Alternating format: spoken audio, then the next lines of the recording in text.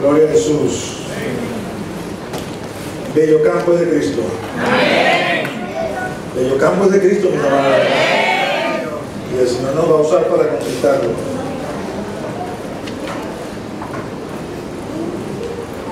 Los niños pueden ir saliendo sin escuela dominicana. Dios es bueno, mis amados hermanos. Su misericordia es para siempre. Quiero invitarte a que participes en las 24 horas de oración. Desde el lunes y martes vamos a estar orando 24 horas continuas. Algunos de los sugieres y diáconos que están por ahí tienen las planillas donde te pueden inscribir. Si deseas participar, le dices a qué hora, si vas a venir a la iglesia, si vas a orar desde tu casa. Lo importante es que entiendas, te estás comprometiendo con el Señor y vas a dedicarte esa hora a llevar oración delante de Él. Vamos a estar orando por avivamiento en Venezuela, no hay con Cristo, por arrepentimiento genuino del corazón.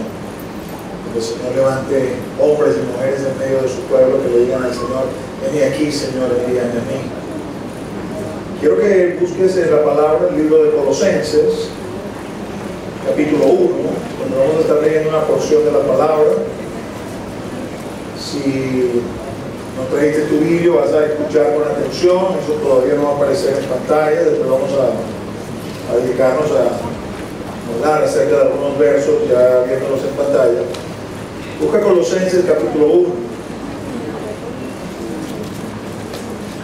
Dios ha estado, voy a decirlo en el buen sentido de la palabra, haciendo de las suyas en medio de nosotros en el día de hoy. Los dos primeros servicios, 6 personas han pasado a recibir al Señor. Una persona bajó a las aguas. Y en pos de eso que hemos hablado a propósito de que lo mejor está por venir, no queriendo decir con esto que le voy a decir que esto sea mejor, sino que quizás usted no está acostumbrado a ver este tipo de cosas, pero en la mañana temprano llegó uno de nuestros hermanos, hermano querido, el hermano Adel, que se está congregando con nosotros desde hace ya un tiempo para acá. Antes fue pastor en una iglesia. Llegó en muletas y salió sin muletas para la gloria de Dios.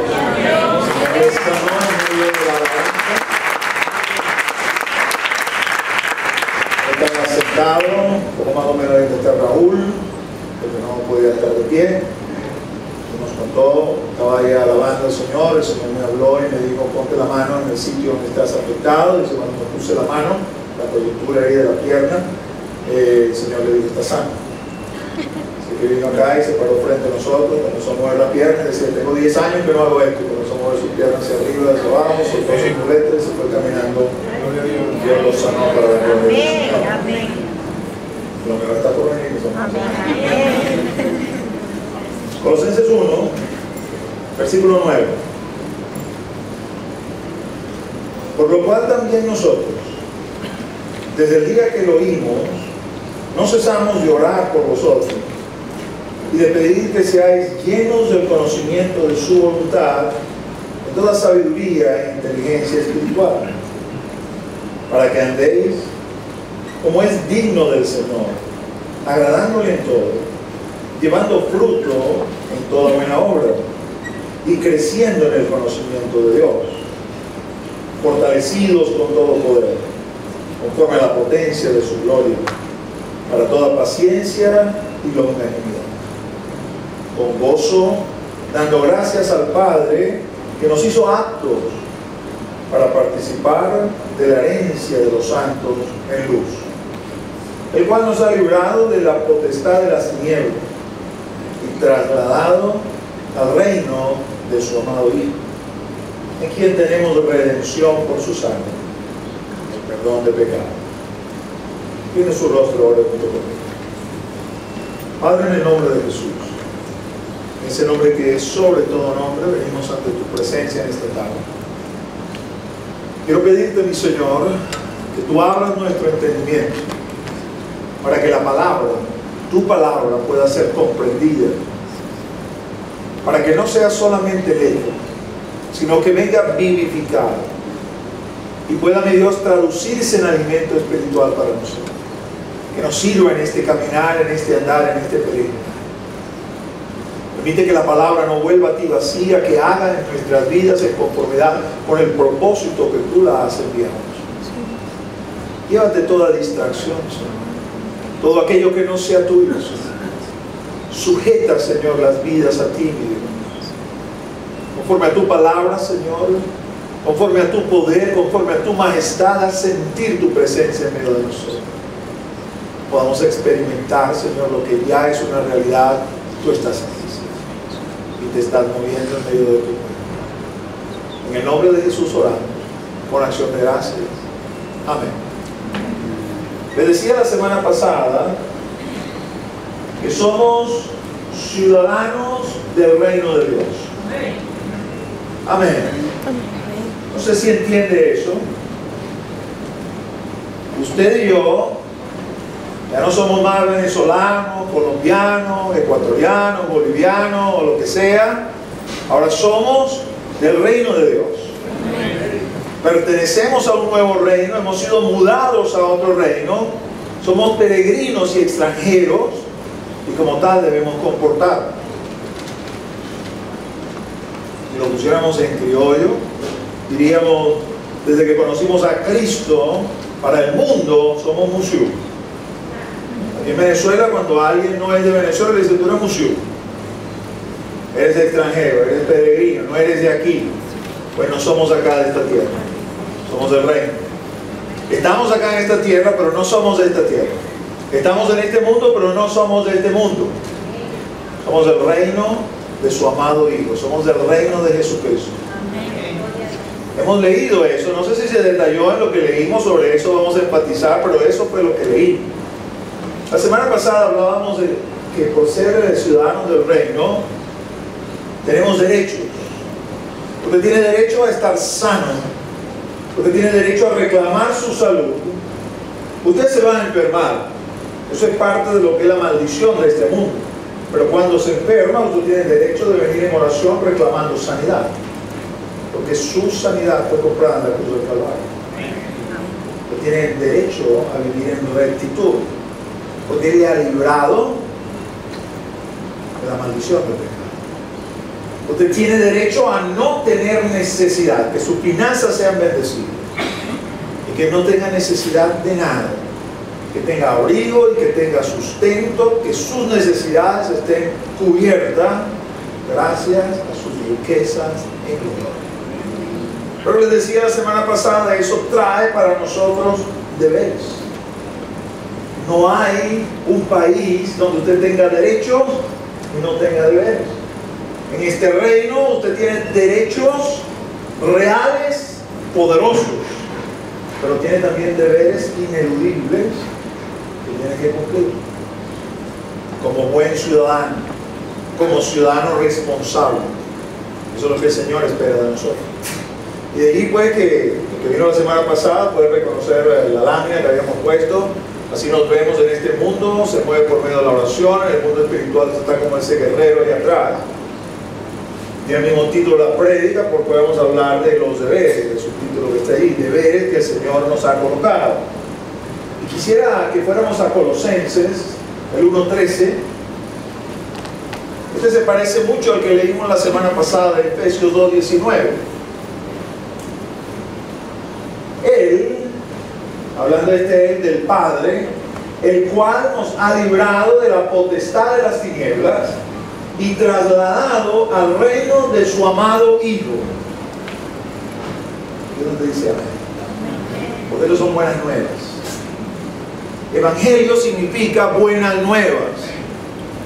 Y la buena nueva que el Señor viene a darnos acá por boca de Pablo es: usted antes era prisionero de la potestad de las tinieblas, pero yo, dice el Señor, te he hecho libre y no te dejé ahí, sino que te trasladé al reino de su amado Hijo Jesús. Observen los verbos como están allí. Usted no hizo nada. Usted no puede presentarse delante de Él diciendo: yo hice tal cual para que tú me mudaras de las tinieblas a la luz. Ninguno de nosotros ha hecho algo. Lo hizo Él por su propia potestad. Él nos libró de la potestad de las tinieblas y nos trasladó al reino de su amado Hijo. Quiero que me sigas en dos corrientes de pensamiento acá, en dos líneas de pensamiento. Número uno, vamos a hacer un paralelismo con Israel.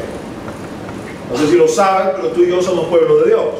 Somos la iglesia del Señor, pero somos pueblo de Dios. Somos la Israel espiritual. Lo que ha quedado escrito acerca de Israel ha quedado escrito para que nosotros aprendamos, para que bebamos de esa enseñanza. También Israel, el Señor lo llamó para conformar un reino, para conformar una nación. Él le dijo a Abraham: yo haré de ti una nación grande, una nación poderosa, cuando solamente eran Abraham y Sara. Pero Dios, que ve lo que no es, veía más allá, multitud de gente, y veía una nación que todavía hoy, nos guste o no nos guste, nos parezca o no nos parezca, sigue siendo pueblo de Dios. Bajo el antiguo pacto, pero sigue siendo pueblo de Dios. Usted y yo estamos en un pacto mejor. Como pueblo de Dios estamos en un pacto mejor, fundamentados en mejores promesas, fundamentados en un mejor mediador, un mejor pacto. Pero al igual que ellos, cuando estuvieron en Egipto esclavos, usted y yo hemos estado esclavos en un Egipto espiritual que se llama pecado, del cual ni usted ni yo nos podíamos librar. Los israelitas de esa época tenían mentalidad de esclavo. Pensaban como esclavos, su paradigma no les dejaba ver más allá. Si alguien hablaba con ellos, seguramente acariciaban la idea: oye, qué bueno sería quitarnos este yugo de encima, pero ¿cómo lo vamos a hacer? No tenemos los recursos para hacerlo, no tenemos la fuerza para hacerlo, no tenemos la organización para hacerlo. Estaban desunidos, iban en desbandada. Así que Dios envió a Moisés. Y Moisés, como instrumento de Dios, los saca de Egipto con mano fuerte. En muchos salmos usted consigue el Señor afirmándole a Israel: yo soy tu Dios que te saqué de Egipto con mano fuerte. Y su mano no se ha cortado, por cierto. Usted y yo éramos esclavos de este Egipto espiritual, en el pecado, y el Señor nos libró de esa potestad y nos trasladó al reino de su amado Hijo.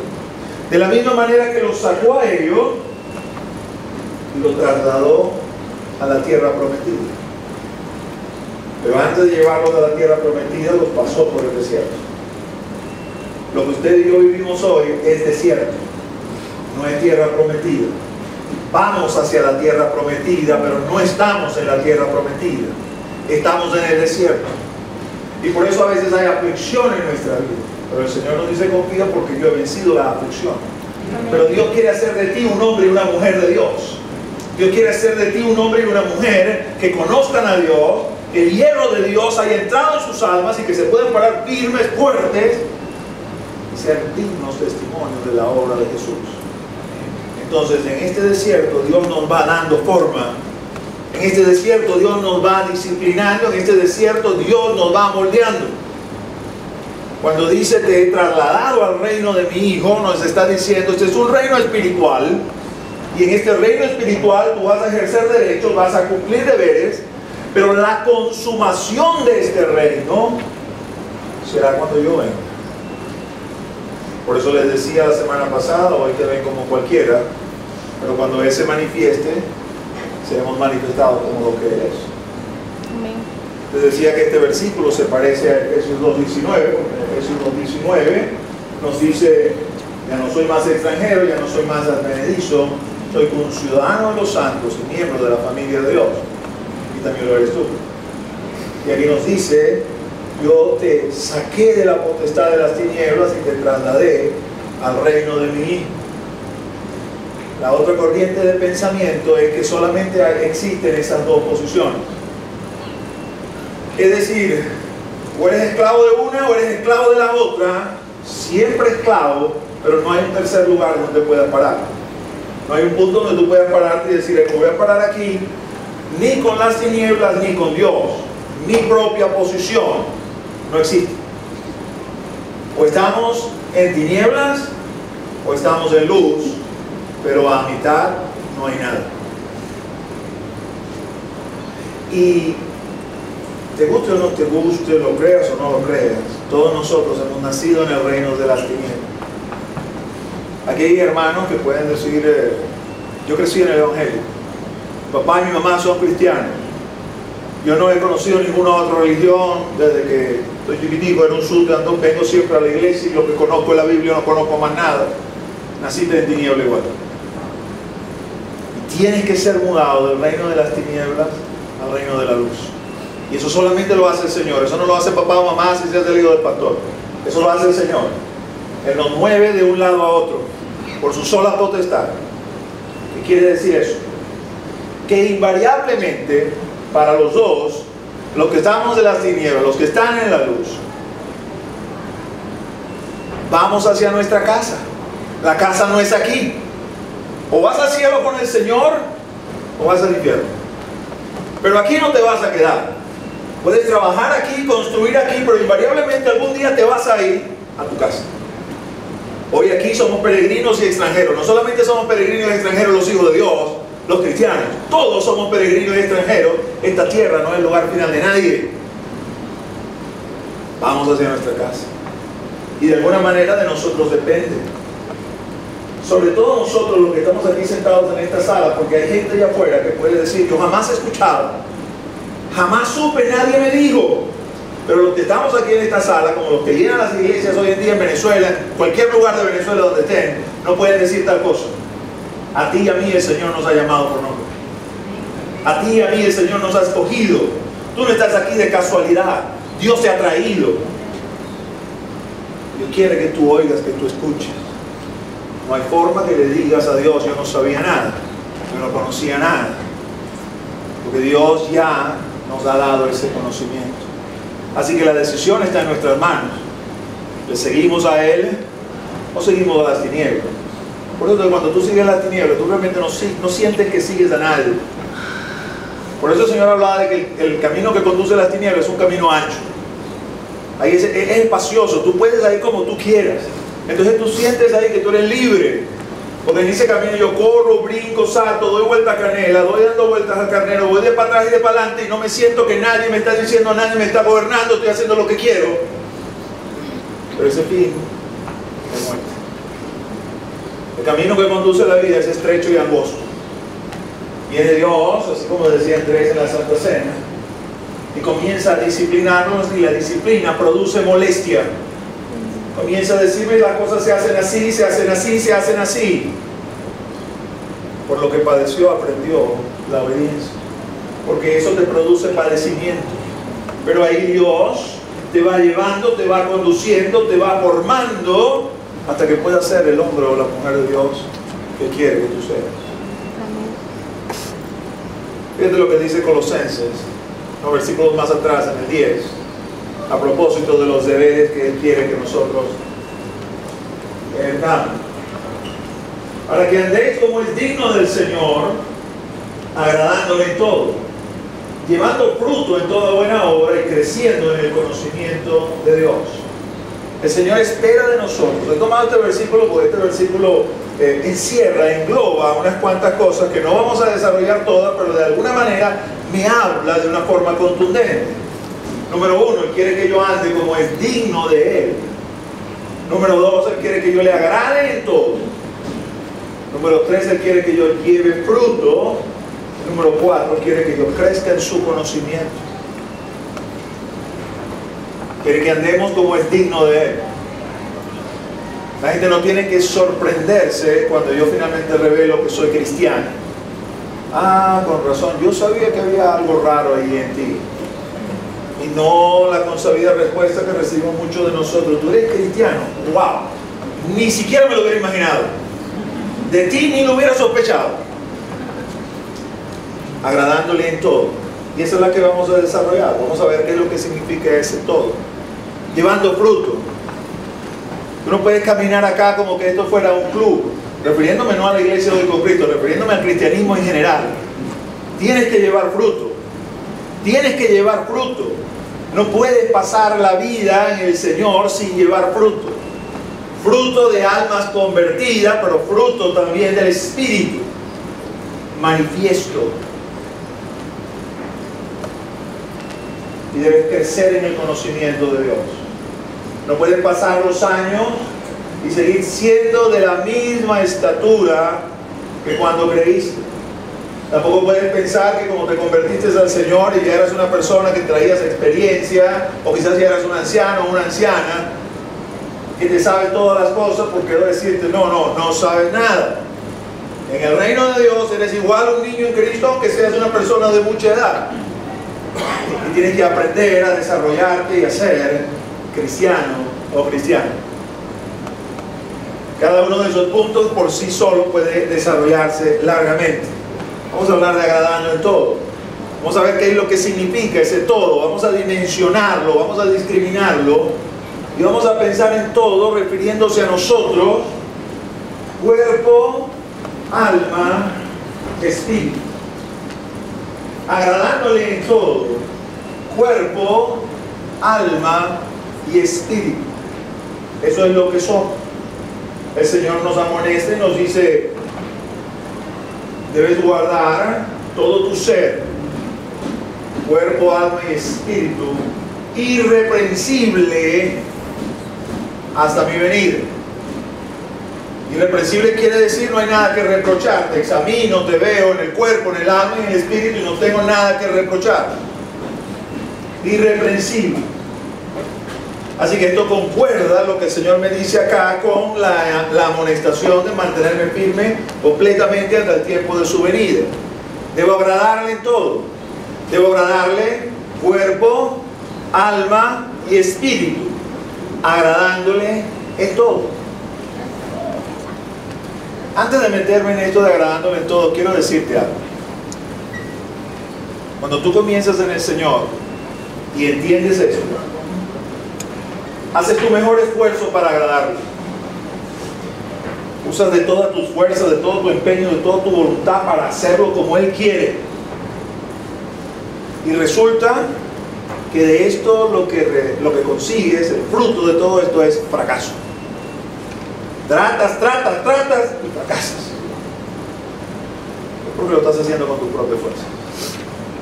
Cuando las cosas nacen en nosotros y las hacemos con nuestra propia fuerza, se desarrolla algo dentro del ser humano. Eso es intrínseco nuestro y nadie se zapa de eso.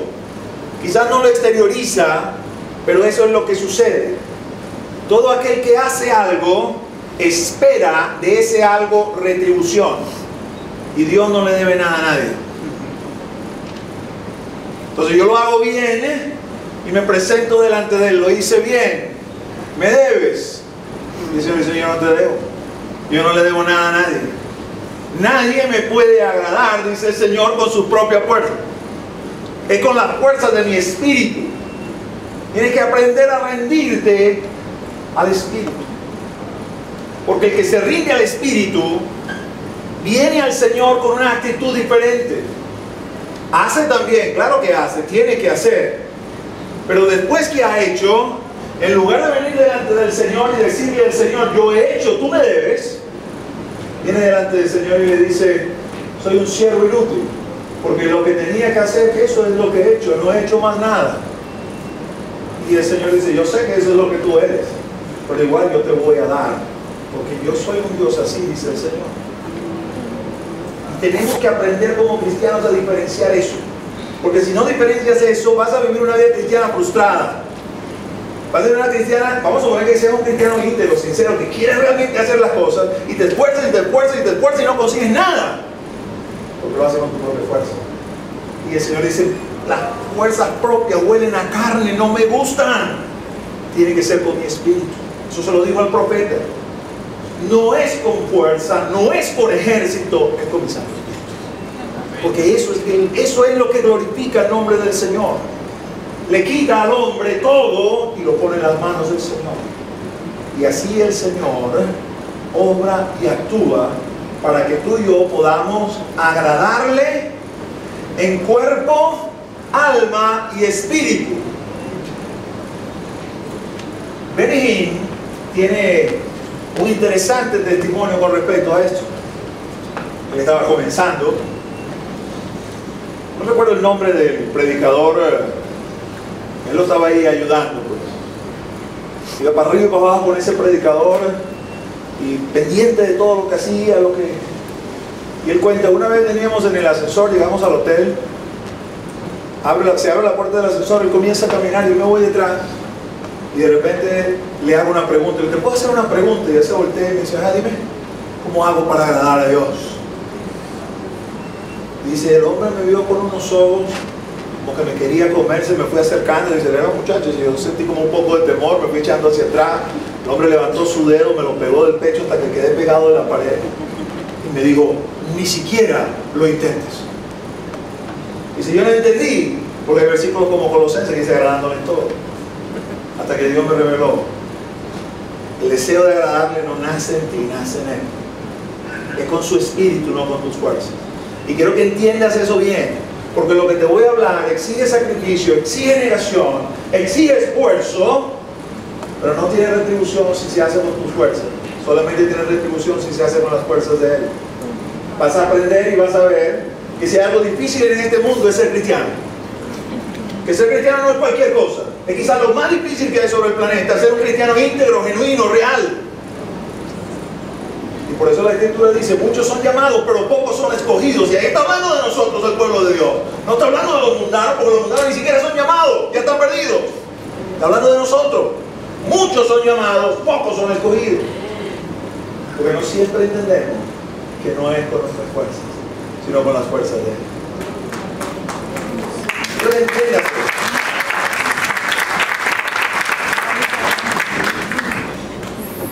Yo les decía, solamente a los hermanos del primer servicio, no siempre hablamos exactamente lo mismo en el prédico. Perdóname que te hable de esa forma, pero vamos a casa y queremos vernos todos en casa. Ustedes son gozo y corona mía en el Señor. Que ustedes estén allá, que estemos todos allá, eso es satisfacción para nosotros en este caminar.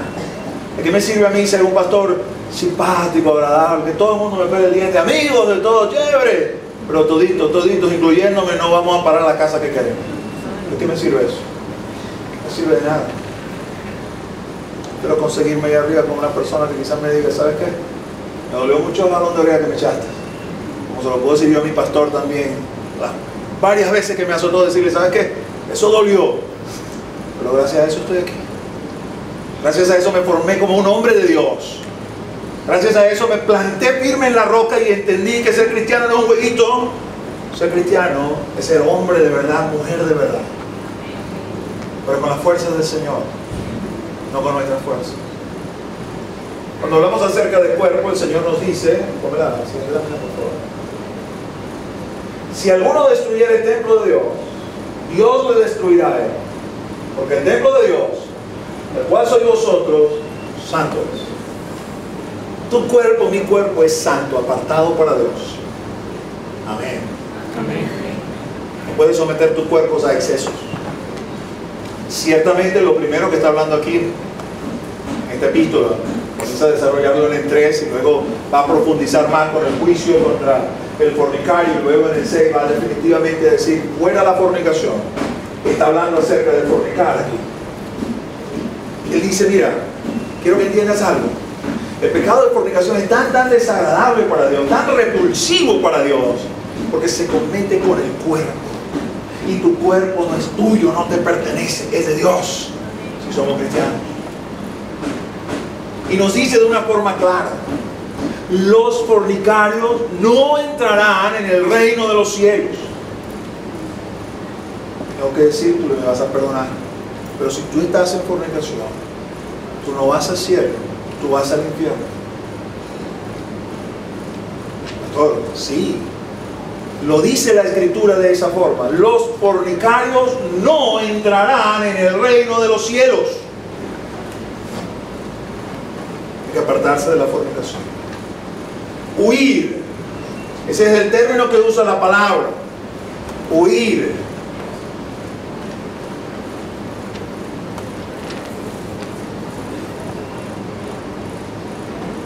Pero va más allá de la Escritura. A veces a los hermanos que fuman les muestran un versículo en la Escritura que diga no fume, yo no te lo puedo mostrar. Pero no me digas que el fumar no es un suicidio en cámara lenta. Y la Escritura dice aquí que si tú destruyes el templo de Dios, Dios te va a destruir a ti. Todo el que fuma está destruyendo su cuerpo. Y sabe que lo está destruyendo y no le importa que lo está destruyendo. Si eres cristiano, aquí está este versículo para ti. Tu cuerpo no te pertenece, es de Él, es santo. Pastor, pero este cuerpo no sirve. Este cuerpo se enferma, se envejece, se le caen los dientes, se le cae el pelo, se le echan a perder los ojos. Y finalmente se va a salir el alma y el espíritu y va a quedar ahí, se lo van a comer los gusanos. Pero sin embargo no es tuyo. No es tuyo, es del Señor. Santo significa apartado. Tú eres el templo del Señor, porque el Espíritu de Dios mora dentro de ti. Si eres cristiano, el Espíritu de Dios mora dentro de ti. El templo no son estas cuatro paredes, es el local donde nos reunimos, pero el templo somos nosotros. El Espíritu está dentro de nosotros y por lo tanto el cuerpo le pertenece a Él. El cuerpo no es para la fornicación, tampoco es para los excesos. Hablé de fumar, pero tampoco es para beber. Algunos hermanos argumentan conmigo y me dicen, pastor, pero la palabra lo que dice es no te emborraches, ¿cierto? Pero hay algunos de nosotros que son débiles. Y si tú le dices al hermano, no, te puedes tomar una copita. Mientras que tu copita quizás es una copita, la copita de ese hermano que es débil carga como 4 litros. Dice, yo me tomé una copita nada más, pastor. Somos libres en Cristo. Pero si mi libertad le sirve de tropiezo a mi hermano que es más débil, entonces no lo voy a hacer. En aquella época, la carne era sacrificada a los ídolos. Y Pablo les decía, yo sé que yo puedo comer carne. Yo soy libre en Cristo. Por la oración y la acción de gracias, todo es santificado. Pero si mi hermano, más débil que yo, se tropieza porque yo como carne, entonces no comeré carne jamás. Tu libertad en Cristo no es para ponerle tropiezo a otro. Tu libertad en Cristo es para comprender que el otro es más pequeño y hay que alarlo y que crezca también. Eso se hace con ejemplo y con testimonio. Como libres en Cristo sí lo somos, pero no para pecar ni para libertinaje, para ayudarnos unos a otros. Dios no nos llamó como individuo, nos llamó como colectivo. Tu cuerpo está relacionado con lo que ves, está relacionado con lo que oyes, está relacionado con lo que palpas, lo que hueles, lo que comes, con lo que hablas. Pastor, vamos a aprovechar que se terminó el culto, te voy a echar un chistecito de doble sentido. No arrepiéntete, hermano. Pero pastor, es un chiste nada más. Yo no sé tú, pero yo tomo muy en cuenta un versículo que está en los evangelios que dice, de toda palabra ociosa que hablares, daréis cuenta en el día del juicio. Es un chiste de zanahoria. Pero es que eso no sirve, no se ríe la gente. Ya no eres del reino de las tinieblas, eres del reino de la luz. Los chistes también son diferentes en el reino de la luz, no son como los chistes del reino de las tinieblas. ¿Qué veo? ¿Dónde voy? ¿Dónde me meto? ¿Qué palpo? ¿Qué sensaciones alboroto? Mi cuerpo es del Señor. No me es lícito ir a cualquier sitio porque no me conviene, porque no aprovecha, porque despierta cosas en mi cuerpo que no tendría que despertar. Agradándole en todo, agradándole en mi cuerpo, pero debo agradarle también en mi alma. El alma es la residencia del yo. En el alma piensas, sientes, actúas. Dios nos ha dado un nuevo yo, una nueva criatura. La vieja no la ha quitado todavía. Eso es lo que hace muy difícil el cristianismo, porque resulta que dentro de uno hay dos criaturas que están peleando, que están luchando. La nueva, que piensa como Dios, siente como Dios, actúa como Dios, y la vieja, contaminada por el pecado, piensa conforme a la carne, siente conforme a la carne y actúa conforme a la carne. Se enfrentan todos los días, todos los días. Los cristianos tenemos una lucha sin cuartel. Si usted es cristiano y no está luchando, examínese, porque a lo mejor agarró el camino equivocado y todavía no se ha dado cuenta. Todos los cristianos estamos en lucha todos los días con nosotros mismos. peleando con la vieja criatura. Así que en lo que se refiere al alma, Dios nos va a hablar que quiero con tu mente, cuáles son tus deberes a nivel de mente, cuáles son tus deberes a nivel de tu corazón, de lo que sientes, cuáles son tus deberes en función de lo que tienes que actuar. Y si se trata de la mente, por lo demás, hermanos, todo lo que es verdadero, todo lo honesto, todo lo justo, todo lo puro, todo lo amable, todo lo que es de buen nombre, si hay virtud alguna, si hay algo digno de alabanza, en esto pensar. Forza tu mente a pensar conforme a la palabra. Pastor, eso es súper difícil. Claro que es súper difícil. Ahora comienzas a entender otros versículos. Ocúpate en tu salvación con temor y temblor. Pelea la buena batalla de la fe. Son cosas literales. Literales. El ser cristiano no es sencillo, no es fácil. Requiere de la ayuda del Señor para ser un cristiano genuino. Porque no puedes pensar mal. Y cuando piensas mal, tienes que someter ese pensamiento con las fuerzas de Cristo. Con las fuerzas de Cristo. No quiero ninguno que vaya a darse golpes contra la pared, porque es que estoy pensando mal, pastor. Con las fuerzas de Cristo. Algunos de ustedes se ríen. Pero hay hermanos en la historia, Jerónimo, por ejemplo, que no había entendido eso todavía. Luchaba contra la lascivia y la lujuria que se despertaba en su carne. No entendía que era con la fuerza del Espíritu. Y como trataba con sus propias fuerzas y la lujuria y la lascivia no se le quitaba, entonces decidió irse de ermitaño para no ver a ninguna mujer.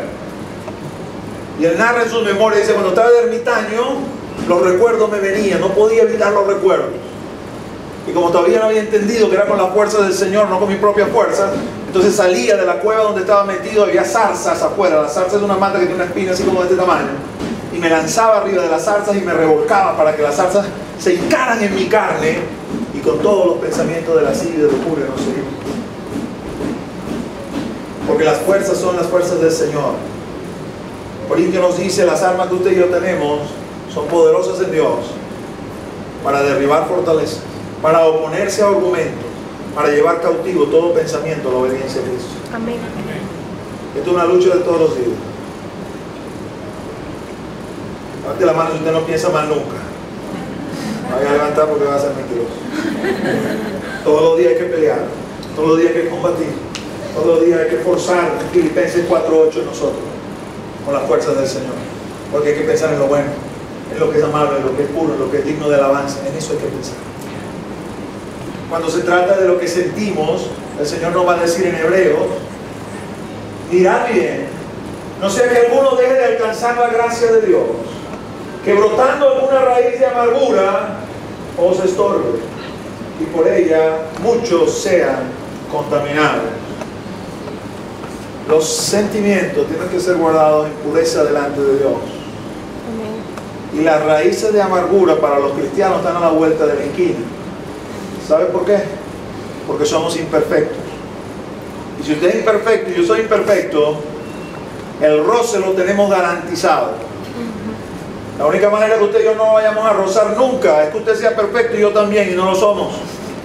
Y por ser imperfectos, rozamos, chocamos, somos o tenemos en ciertos momentos antagonismo.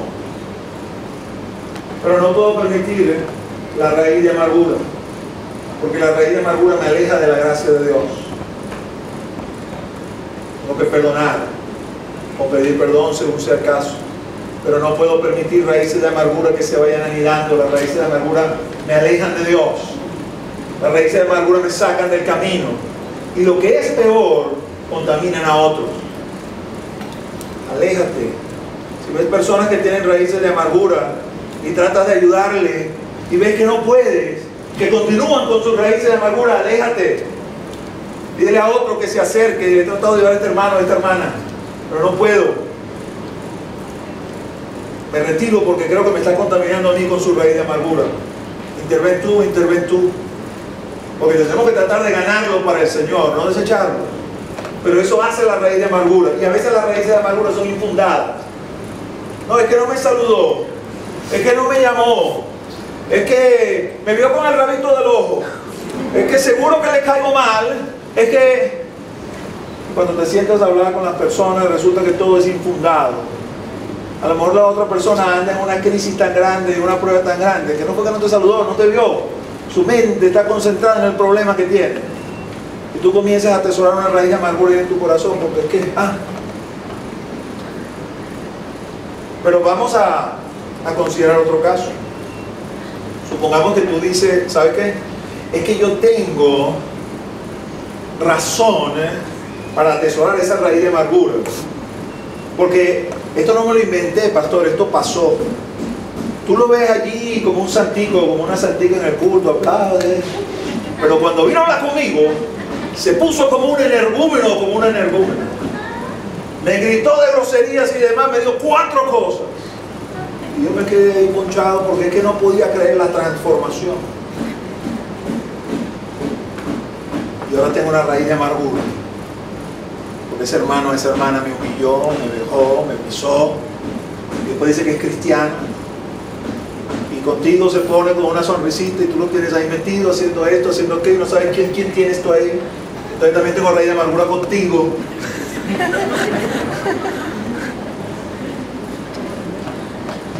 Lo escucho en mi oficina. Más de lo que usted cree. Invariablemente mi respuesta va a ser: arrepiéntete, perdona y vuélvete. Y no te voy a poner mi persona como ejemplo, te voy a enviar al Señor. ¿Tú crees que al Señor le gustó cuando le dieron de patadas, le dieron de puño, de bofetadas, le escupieron? Cuando llegó invéntate cualquier epíteto que te quieras inventar ahí en tu mente, y se le ocurrió ponerle una corona de espina en la cabeza y vinieron otros con palos a darle. Profetiza, profetiza, ¿quién te pegó? Y lo humillaron y lo vejaron. Y luego allí en la cruz, desnudo, muriéndose, le dijo al Padre: Padre, no le tomes en cuenta este pecado, no saben lo que hace, perdónanos. Ahí es donde te voy a mandar. Cuando sientas que te han ofendido, que de verdad te han ofendido, cuando sientas que ese hermano o esa hermana, o quizás alguien del mundo que puedes esperar ese comportamiento, te ha hecho, tienes igual que perdonar. No puedes permitir la raíz de amargura. La raíz de amargura te va a contaminar, es a ti. Te va a sacar a ti, a la otra persona no le va a hacer absolutamente nada. Y tu fuerza para hacer eso va a estar en el Señor. Porque el Señor lo hizo antes que nosotros y venció. Así que tú y yo también lo podemos hacer.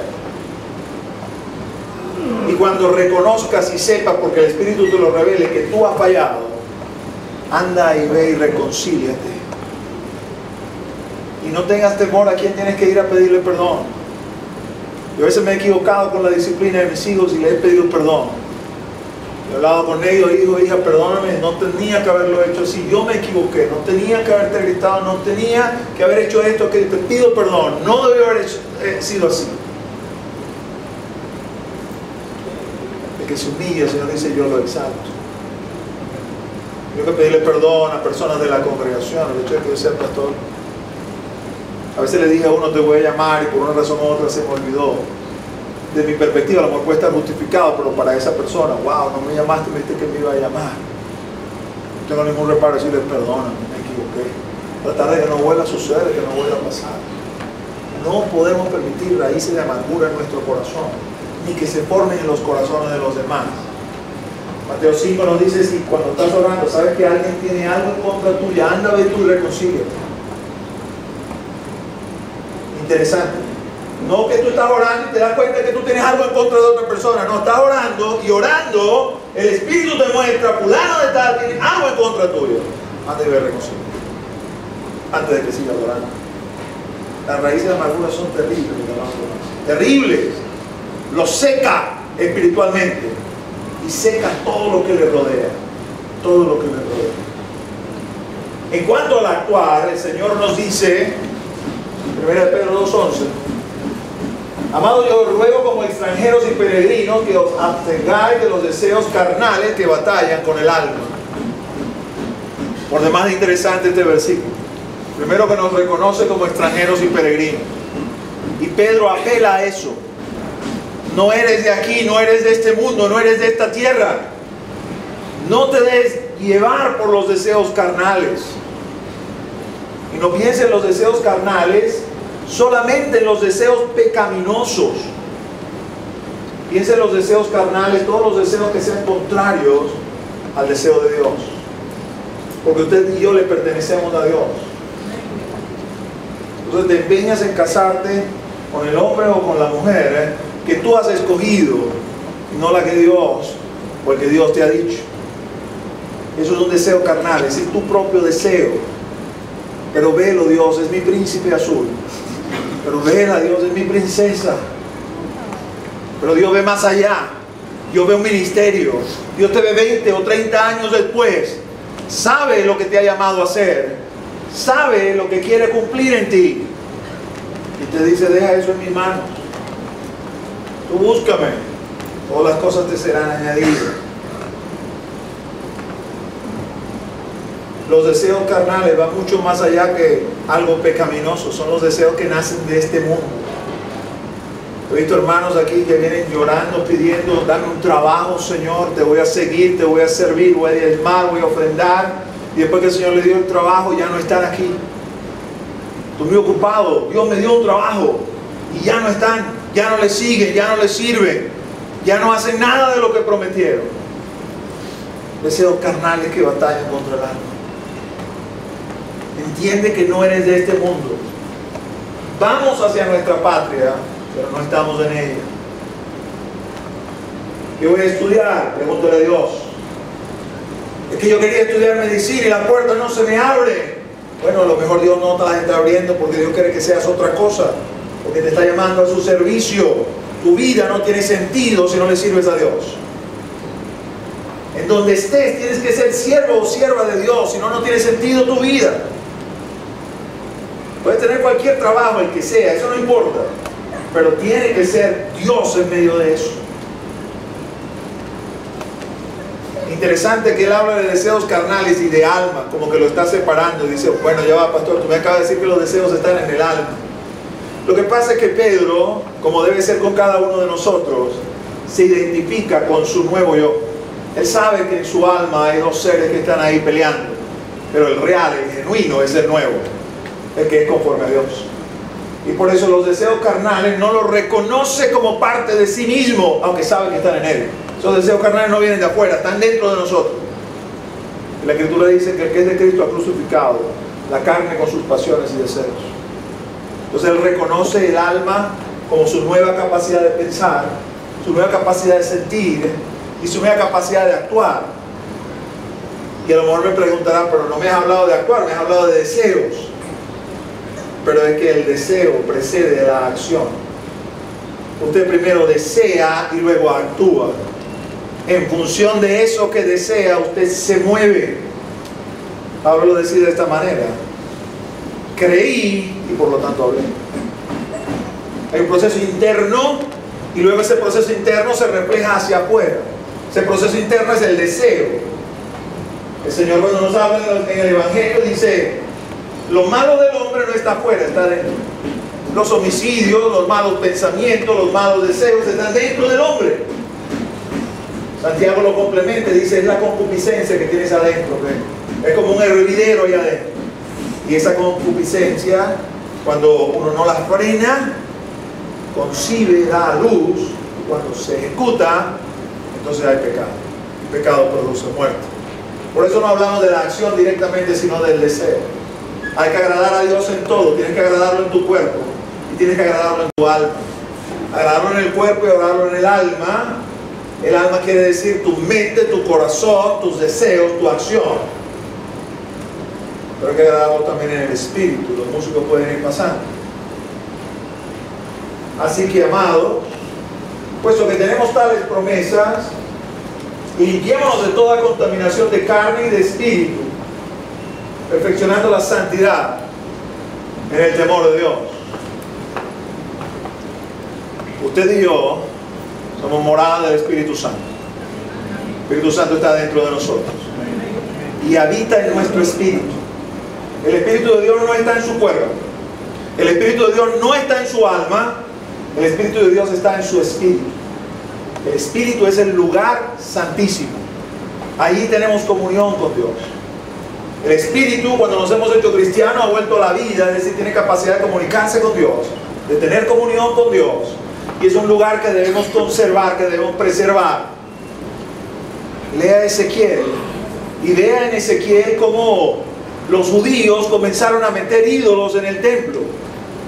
Y cuando los ídolos comenzaron a estar en el lugar santísimo, la presencia de Dios, la Shekinah que estaba allí, se comenzó a retirar hasta que se fue. Y ya el templo estaba vacío, muerto.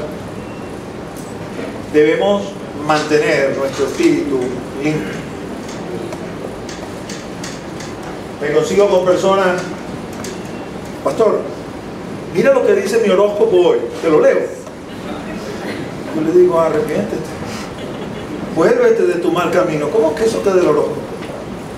¿No has leído el Antiguo Testamento? ¿No sabes que eso ofende a Dios y es en contra de Dios? Usted ve en las redes sociales, hermanos y hermanas publican con orgullo: soy de Virgo, soy de Escorpio, soy de Piscis. No, eres de Cristo. Arrepiéntete. Dios está en contra de los adivinos, de los agoreros, de los que leen las estrellas. Está en contra de todo eso. Eso contamina tu espíritu. Esos son ídolos dentro del templo. Pastor, mi hijo cumplió años y como se ha portado bien, le he regalado toda la saga de Harry Potter. Vuélvete, hermano. Vuélvete. ¿Qué le estás enseñando a tu hija o a tu hijo? ¿Que la brujería es buena? Cuando esté más grande y lo quiera llevar a la iglesia y te diga: no, lleva a una escuela de magia, ¿qué le vas a decir? Si eso es lo que está sembrando en su corazón. ¿O no has leído la palabra que dice que no quiere nada con magos y con agoreros? Pastor, pero tú eres radical. Y para ser cristiano hay que ser radical. Usted no puede cuadrarse con el mundo y cuadrarse con Dios. O se cuadra con uno o se cuadra con el otro, pero no puede cuadrarse con los dos. ¿O no ha leído Juan? Los deseos de la carne, los deseos de los ojos, los deseos de este mundo son enemistad contra Dios. Porque el que ama al mundo no ama a Dios. Y el que ama a Dios no ama al mundo. Eso es una apología, una defensa de la brujería, contraria a lo que Dios demanda. Pero tú no has visto el éxito que tiene eso. Claro que lo he visto. Tú no has visto la tentación que le hizo el diablo a Jesús.